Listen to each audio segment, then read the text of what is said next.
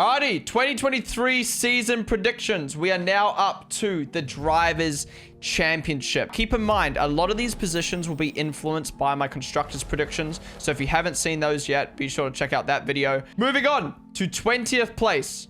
Starting it off with Logan Sargeant.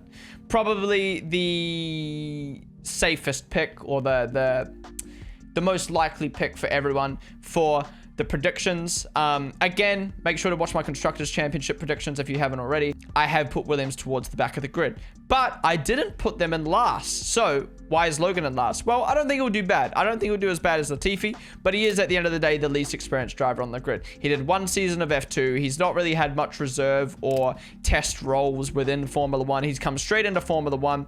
And I think when Williams are capable of getting those few points, you know, those 10th and 9th places, Albon will be there to take away points from him. In 19th, I have got Yuki Tsunoda. Now, this obviously is a fair amount because of the car, but also himself. He hasn't been good for the last 2 years. He's really slack, specifically his 2021 season. And because Valtteri is going to be at the back of the grid, I think he's going to be at the back of the grid. And I think he'll struggle to deliver points when the car is capable of doing it. We've seen him under pressure. He does make those mistakes. He does kind of throw away those results. But at the same time, he has had a few results that I'm like, well done, Yuki. But I don't think the car will be there this year for him to be able to do that. So yeah, I've got him in 19th. 18th, we have got Nyck de Vries. Now, I can't really... It was hard to talk about Yuki in 19th without having de Vries here in 18th. It's going to take de Vries some time to get up to speed, but I think he'll be able to deliver in those opportunities when the car is capable of getting points. In his first ever Formula 1 race, he was able to handle the pressure, hop in that car, and deliver points for Williams. That is phenomenal. And I think because of that, over a 23 race season, he's shown to me that he has enough ability and able to handle the pressure to be able to get more points than Yuki. Again, I can see those two swapping. You know, maybe Yuki gets lucky one race. But if I had to make the prediction, I think de Vries will just get 1 or 2 more points than Yuki to finish ahead of him in the driver's standings. So yeah. In 17th place, I have got Nico Hulkenberg. I think it's going to take him some time after his 3 years away to get back up to speed. Will he even be near his level that he left at? And was that level even good anyway? Like, he was always the most mid-average driver who never really lived up to his potential. So now he's taking 3 years out of the sport. I don't think he's going to be able to get back to that level, and that level wasn't even good enough. So yeah, I do think when the Haas is capable of getting points, he might be able to get a few, but for the most part, Magnussen will be taking those points away. And I think that's the reason why I've rated Hulkenberg lower down in the driver's standings, is because of Magnussen. I think because of the Haas, he'll be able to finish in front of the guys behind, but other than that, I don't know. I don't see why he will finish much higher. P16, I have got Alex Albon. Honestly, I want to put Albon higher, and I can see a world where he does finish high if Williams pulls through, but he will be limited by his car once again. He's very, very comfortable with the car though, and when the car is capable of getting points, he will get them. And I just think he has the edge over the drivers behind. You know, Hulkenberg being out of the sport, de Vries lacks experience, Tsunoda lacks skill, and Sargent's a rookie. Like, yeah. Good thing about Albon is he doesn't have a teammate taking away points from him. Next up, we have got Oscar Piastri in P15th. Yeah, I just think at the end of the day, it's going to take him time to get up to speed. And there's a lot of pressure on this guy. He only had 1 year in F3, only 1 year in F2. He then sat out of the sport for a year. He's now coming in to a team after having 2 teams fight from. There's a lot of pressure for him to do well, but there's also a lack of experience with Formula 1 cars.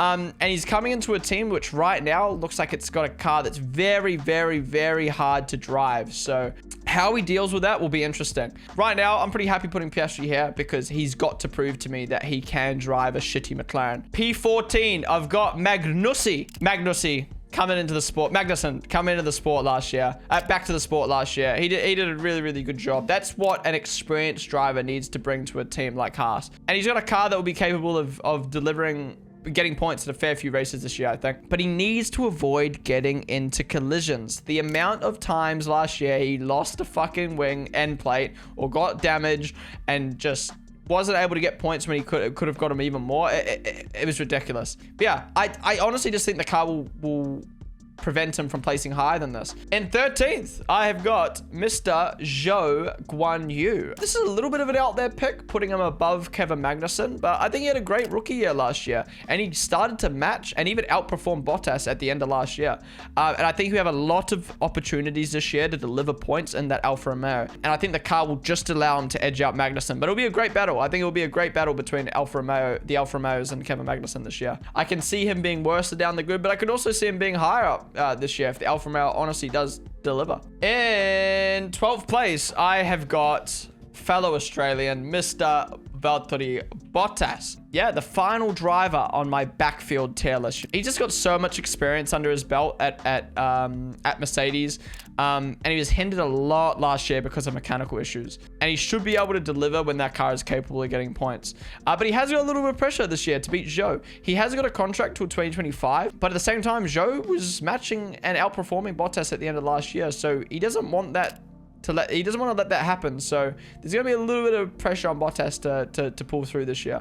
But I have got him finishing at the front of that backfield purely because of his experience and purely because of the Alfa Romeo, in my opinion, being the best car of that backfield. In 11th, just missing out on the top 10, I have got Lance Stroll. Look, Stroll isn't as bad as people make him out to be. Like, yes, I agree. I don't think he deserves to be in Formula 1 anymore, but he's not a bad driver, and I think the Aston Martin this year is going to be great, and I can honestly see him placing higher than this. The only reason I don't see him placing higher than this is purely because the drivers in front of him, I think, are just a little bit more skilled than him and a little bit more consistent. But honestly, I could see Stroll finishing decently high in the top 10 if the Aston Martin is where I think it's going to be. But he needs to clean up his driving. He needs to stop losing points on shitty incidents and shitty collisions and just dumb moves.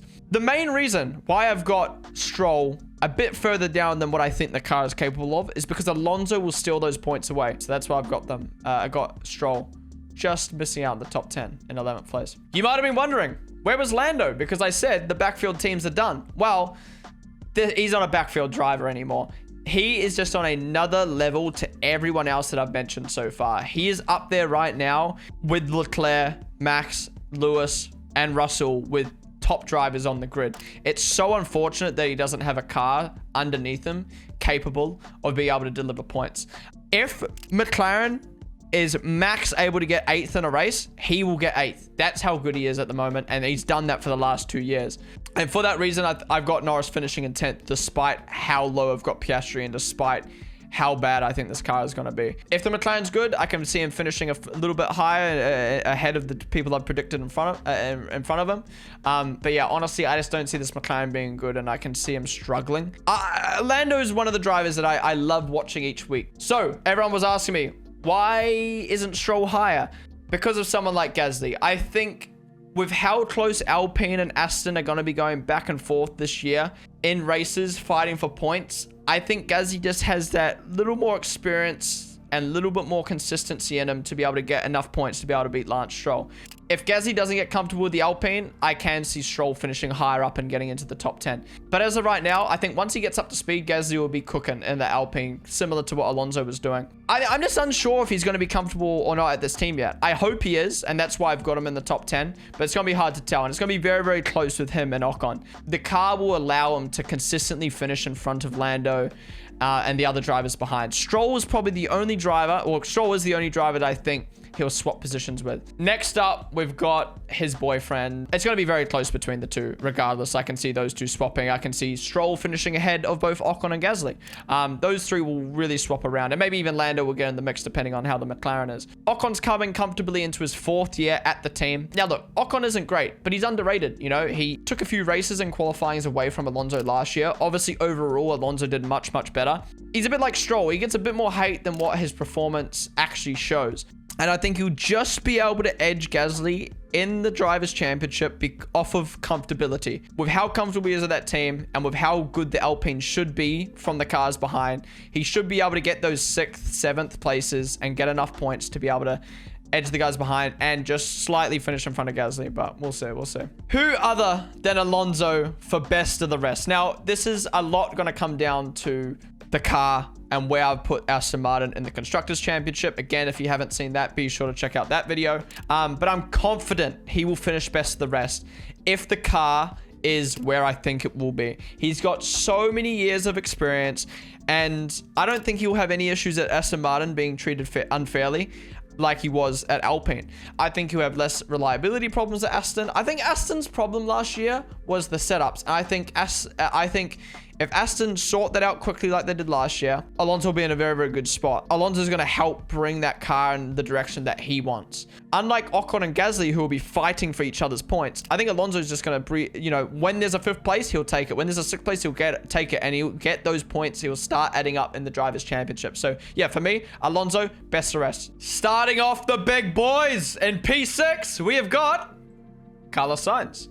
Now, reason being, obviously, I've put Ferrari in 3rd in the Constructors, and Sainz obviously being the driver I think will score less points at Ferrari, I put him in 6th. He had a lot of unlucky moments in 2022, but he improved a lot during the year. And when you're at a team like Ferrari, where the tire deck fucking sucks and the strategies are inconsistent, and you're competing with the likes of Charles, it's very hard for him to be consistent. Now, obviously, I've got him finishing higher than all the guys behind because of the team and because of who Sainz is. But I just don't think the car, combined with his ability, will get him higher than 6th. The only driver I can see him beating performance-wise out of the top 6 is Perez. But I don't think Ferrari have a good enough car for him to beat Perez. So that's why I've got him in 6th place. Next up, P5, I have got Sergio Perez. Now, he showed some great moments in 2022, but ultimately, he's just still very far off of Max. I don't think Perez is a bad driver, but when you're in a car that's built around another driver and you're competing against the likes of Max, it's hard to really shine through. Now, he finished 2nd in last year's championship. So why have I put him in 5th this year? Well, the reason why he finished in P2 was because Ferrari had so many problems. Strategy problems that are hopefully fixed now. Engine problems that are hopefully fixed now. And Merc had a slow start. So if he was only just able to beat those guys with such a big head start on them, he did have his own problems, keep in mind. But if he was only able to beat them slightly, then this year without that head start, I don't see him finishing higher than 5th. Perez, hopefully, at the street circuits once again, will pop off in qualifying, pop off in the race. I'd love to see that. But overall from the season, I can't see him finishing higher than 5th. In 4th, I have got Russell. Yeah, Russell will continue to develop from last year. He had an awesome season last season. His consistency will edge him in front of Perez and Sainz, despite Perez having what I think will be the better car. Last year, although his consistency was good and being able to deliver a lot of top 10 results at the start of the season, ultimately his pace just isn't on the same level as Lewis, Max, or Charles. But yeah, I'm confident Russell will be able to outperform Perez and Sainz this year. You know, like I mentioned with Perez, like I mentioned with Sainz, that Merc won't be as far off the pace this year as it was last year. And as it starts to gain speed and get closer to Ferrari and Merc, he should be able to gain enough points to beat Perez and Sainz. Because, he beat Sainz last year, and he was close to beating Perez last year. So, yeah. In 3rd, I have got Charles Leclerc. Let me explain. Now, assuming he doesn't get as unlucky, he shouldn't get as unlucky this year. He finished in P2 in the championship last year with a lot of unlucky moments.